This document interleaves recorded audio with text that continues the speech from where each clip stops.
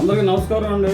ప్రతి వ్యక్తికి జీవితంలో ఎప్పుడోకప్పుడు మనసు బాధను తట్టుకోలేక జీవితం మీద విరక్తి వస్తుందండి. ఏవో కారణాలు,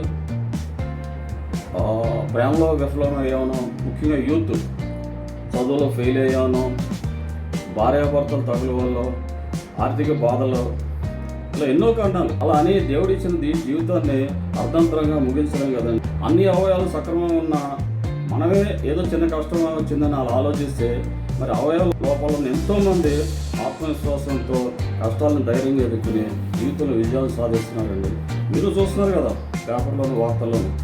వారిని చూసైనా మనం స్ఫూర్తిని పొందాలి కదా, అవునంటారా? అయితే వీడియో లైక్ చేసి షేర్ చేసి దయచేసి నా రానా సర్వీస్ బాక్స్ కింద వరకు సబ్స్క్రైబ్ చేయకపోతే దయచేసి సబ్స్క్రైబ్ చేయండి. ప్రజలకు ఉపయోగపడే మరో మంచి వీడియోతో మీ ముందుకు వస్తాను. అంతవరకు సెలవు.